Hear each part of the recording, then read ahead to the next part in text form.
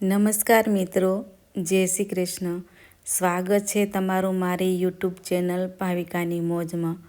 આ વિડીયો છે ધૂળેટીના દિવસનો. એડિટિંગ નહોતું થઈ શક્યું તે માટે નહોતો અપલોડ કર્યો. આજે તમારી સામે મૂકી રહી છું.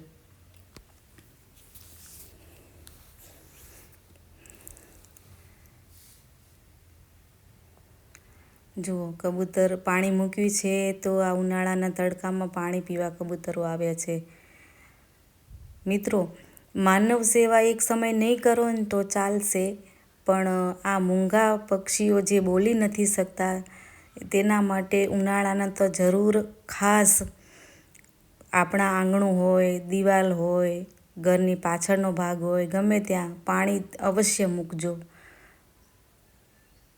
આ પક્ષીઓને પીવા માટે. જો કેવા પી રહ્યા છે. હજી તો એટલો બધો તડકો પણ નથી.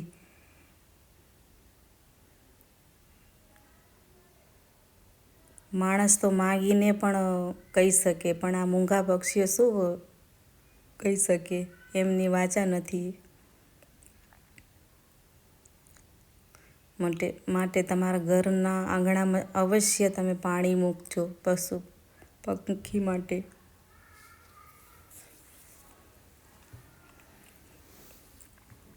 જો અમારી મની વેલ છે તેમાં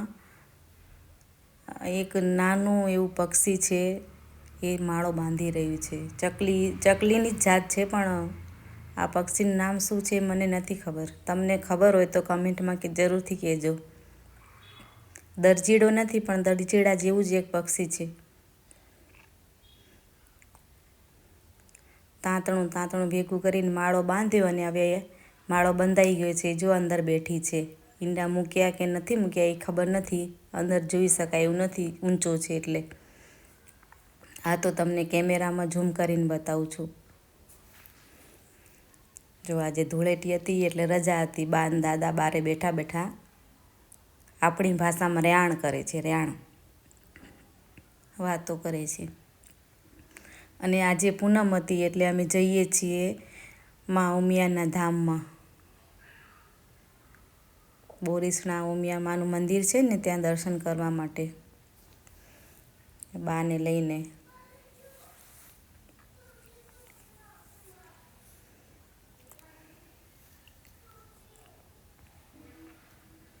અને પહોંચી આવ્યા ઉમિયા માના મંદિરે.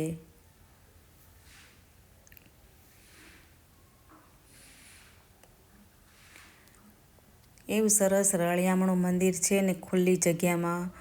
એની બાજુમાં જ એક તળાવ છે. ખૂબ રમણીય સ્થળ છે.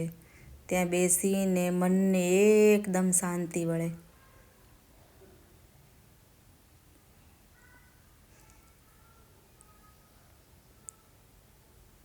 મા ઉમિયા અમારી કુળદેવી છે.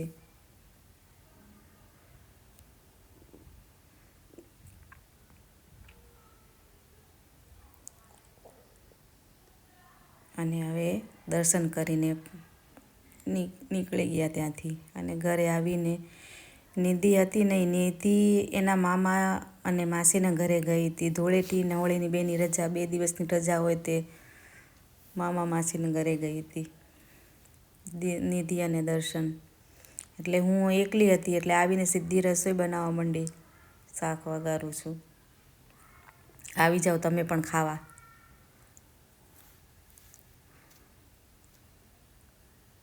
નિધિ હોય એટલે રસોડો ભાગમાં ના આવે. ના હોય ત્યારે આ બધી જવાબદારી લેવી પડે.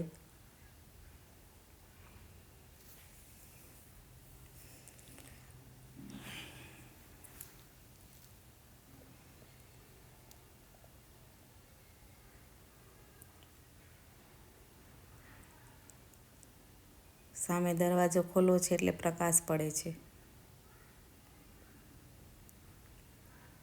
શાક શેનું બનાવ્યું છે જોવું છે તમારે?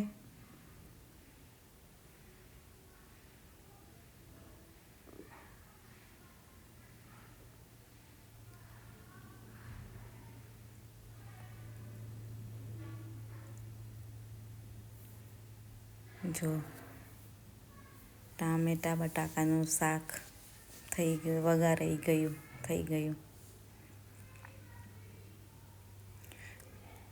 એક બાજુ શાક બનાવ્યું અને આ બાજુ રોટલીની કરી તૈયારી. 11:30 થઈ ગયા હતા એટલે કે દાદાને ભૂખ લાગે એટલે ફટાફટ આવીને સીધી રસોઈ બનાવવા બેઠી.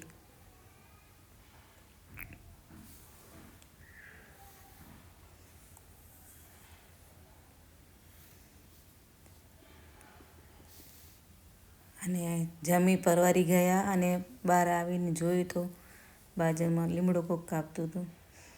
આ રવિના લગ્નની જાનમાં જવાનું હતું ત્યારની આ ક્લિપ છે, એ તમને બતાવું. દાદીને દિશા મેકઅપ કરાવે છે, મજાક કરતી હતી. Thank you for watching. જય શ્રી કૃષ્ણ. Bye bye.